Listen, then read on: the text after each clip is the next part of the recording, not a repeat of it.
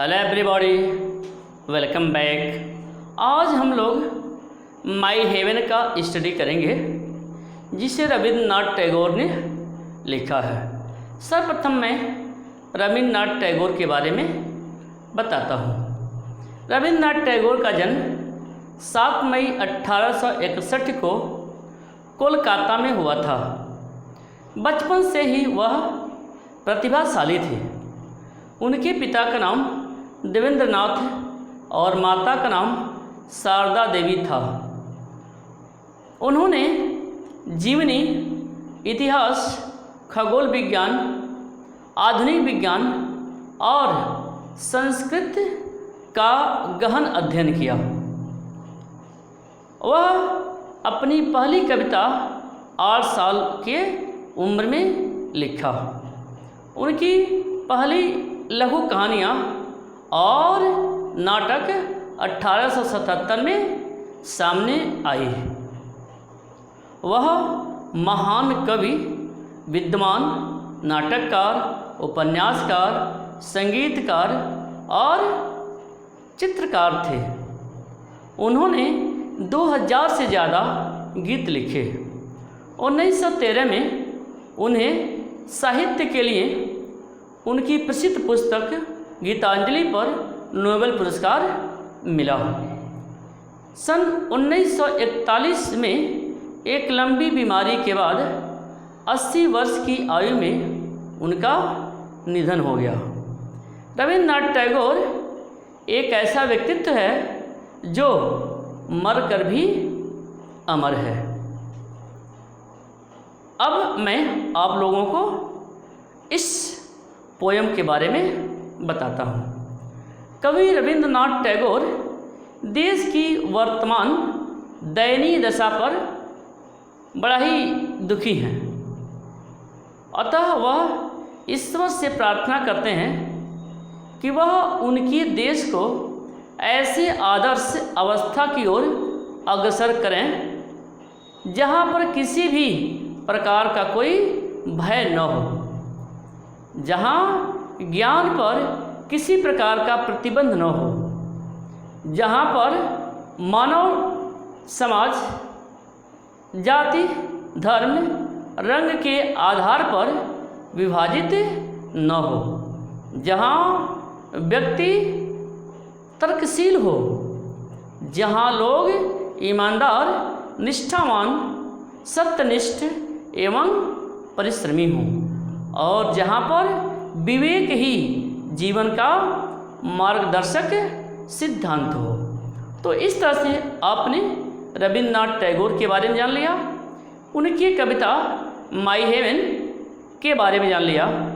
अब मैं इसे लाइन बाय लाइन बताता हूँ, जिसे ध्यान से देखेंगे। My heaven, Rabindranath Tagore. My heaven, मेरा स्वर्ग, मेरा स्वर्ग, रविंद्रनाथ टैगोर। रविंद्रनाथ टैगोर ने लिखा है। इसमें क्या लिखा है? इसमें रविंद्रनाथ टैगोर ने ईश्वर से प्रार्थना किया है, हे ईश्वर, मेरे सपनों का भारत इस प्रकार हो। रविंद्रनाथ टैगोर ने ईश्वर से प्रार्थना किया है कि हे ईश्वर, मेरे सपनों का भारत इस प्रकार हो। किस प्रकार हो? पोयम के माध्यम से वह बताते हैं। देखिए उनके सपनों का भारत कैसा हो। देखिए, where the mind is without fear and the head is held high, where knowledge is free, where the mind is without fear. सपनों का भारत कैसा हो?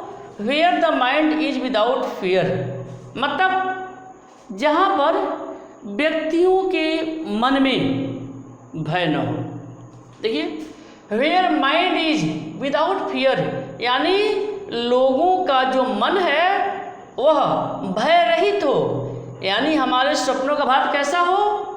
जहाँ पर लोगों के मन में भय न हो या जहाँ पर लोगों में भय न हो। And the head is held high and the head is held high, और सिर सम्मान के साथ ऊंचा रहे। And the head is held high, देखिए हेड सिर, हेल्ड हाई ऊंचा रहे, सेंस है कि और यहाँ के लोगों का जो सिर है वह सम्मान से ऊंचा रहे। ऐसे हमारे सपनों का भारत हो, यानी यहाँ के जो लोग हैं उनका जो सिर है वह हेड जो है सिर सम्मान से हाई, यानी सम्मान से वह ऊंचा रहे। Where knowledge is free, where जहाँ नॉलेज ज्ञान, जहाँ पर ज्ञान प्राप्त करने का कोई बंधन नहीं हो। देखिए वेयर नॉलेज इज फ्री, जहाँ पर ज्ञान प्राप्त करने का कोई बंधन न हो, किसी तरह का कोई रुकावट न हो, यानी सबको शिक्षा मिलती हो, ऐसा हमारा भारत हो। Where the world has not been broken up into fragment, fragment means होता है टुकड़ा, fragments मीन्स टुकड़े। Narrow domestic walls, narrow domestic walls, domestic walls, यहाँ डोमेस्टिक वॉल्स सेंस है, यहाँ डोमेस्टिक वॉल्स सेंस है जाति, धर्म, भाषा आदि के आधार पर कोई विभाजन न हो। देखिए by narrow domestic walls, narrow domestic walls, narrow domestic walls से इनका सेंस है कि लोग जाति, धर्म, भाषा आदि के आधार पर विभाजित न हो, ठीक है ना।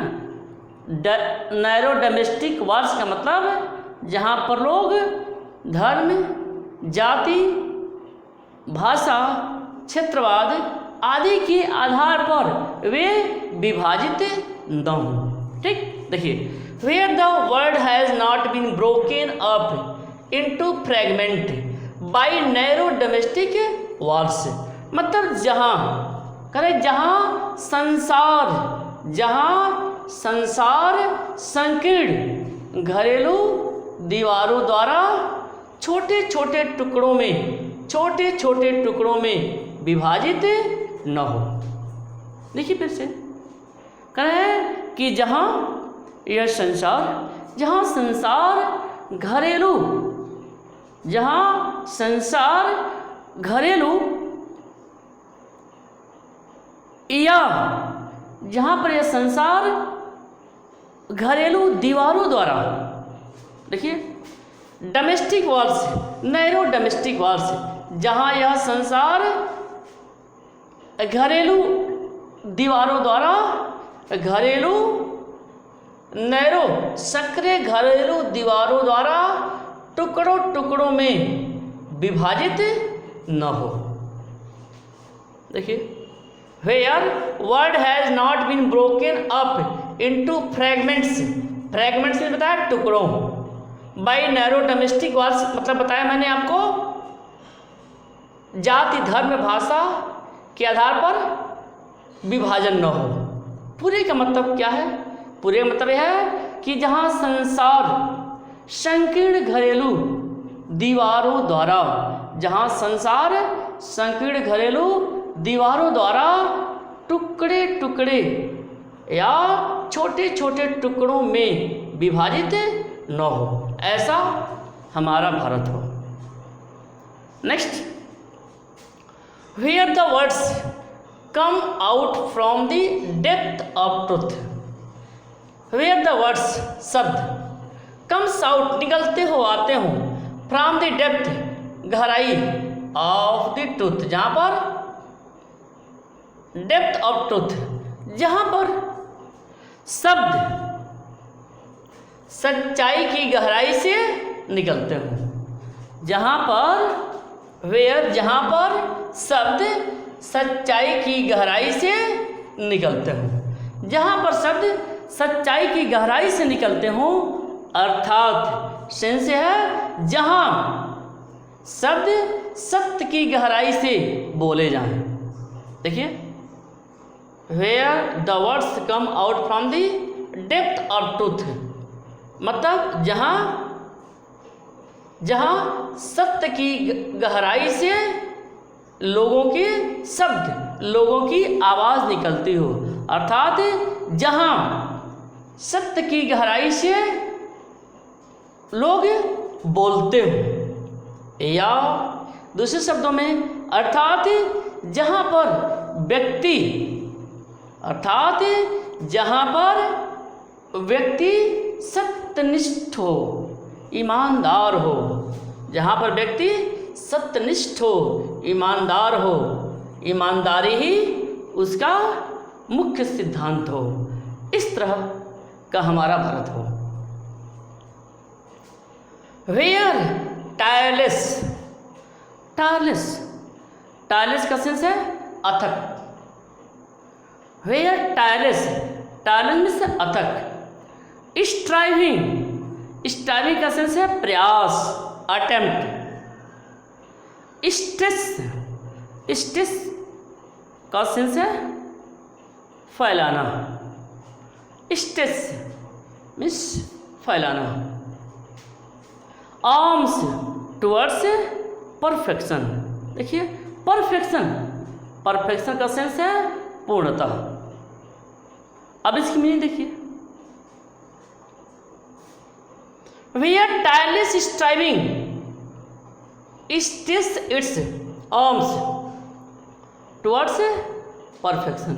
सेंस है जहाँ, वेयर जहाँ पूर्णता की प्राप्ति के लिए, जहाँ पूर्णता की प्राप्ति के लिए, जहाँ पूर्णता की प्राप्ति के लिए अथक प्रयास किए जाएं, मतलब जहाँ पर पूर्णता की प्राप्ति के लिए लोग अथक प्रयास करते हों, अर्थात मतलब यह कर रहे हैं कि हमारा भारत ऐसा हो जहाँ पर लोग पूर्णता को प्राप्त करने के लिए अथक प्रयासरत हों, वे परिश्रमी हों, वे मेहनत करते हों, ऐसा हमारा भारत हो।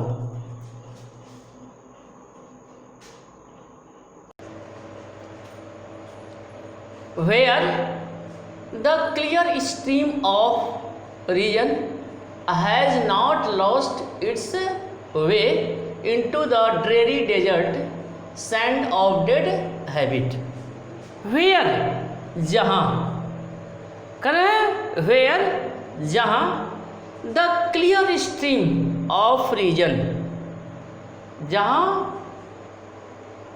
तर्क की जो स्ट्रीम है, तर्क की जो स्वच्छ धारा है, क्लियर स्ट्रीम ऑफ रीजन, जहाँ तर्क की स्पष्ट धारा या जहाँ तर्क की स्वच्छ धारा, हैज़ नॉट लॉस्ट इट्स वे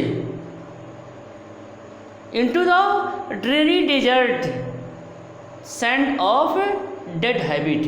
मतलब कहा जा रहा है कि जहाँ पर तर्क की स्वच्छ धारा, तर्क की स्वच्छ धारा को छोड़कर जहाँ पर लोग तर्क की स्वच्छ धारा को छोड़कर पुरानी आदतों के नीरस मरुस्थल, पुरानी आदतों के नीरस मरुस्थल, पुरानी आदतों के नीरस मरुस्थल की बालू में न खो गए हों। देखिए, कहा जा रहा है कि जहाँ लोग तर्क की स्वच्छ धारा को छोड़ करके, जहाँ पर लोग तर्क की स्वच्छ धारा को छोड़ करके पुरानी आदतों के नीरस मरुस्थल की बालू में न खो गए हों। Dreary, dreary desert, dreary desert, देखिए, dreary desert sand of dead habit, dreary desert sand of dead habit का सेंस है प्राचीन रूढ़ियाँ तथा रीति रिवाज। इसका मतलब है प्राचीन रूढ़ियाँ तथा रीति रिवाज। मतलब सेंस है कवि वह यह कहना चाहते हैं कि लोग तर्क की धाराओं में विश्वास करते हों। कहीं ऐसा न हो कि जो उनकी तर्क की जो धारा है, जो तर्क की सच्च धारा है, वह कहीं पुरानी आदतों के नीरस मरुस्थल की बालू में न खो जाए।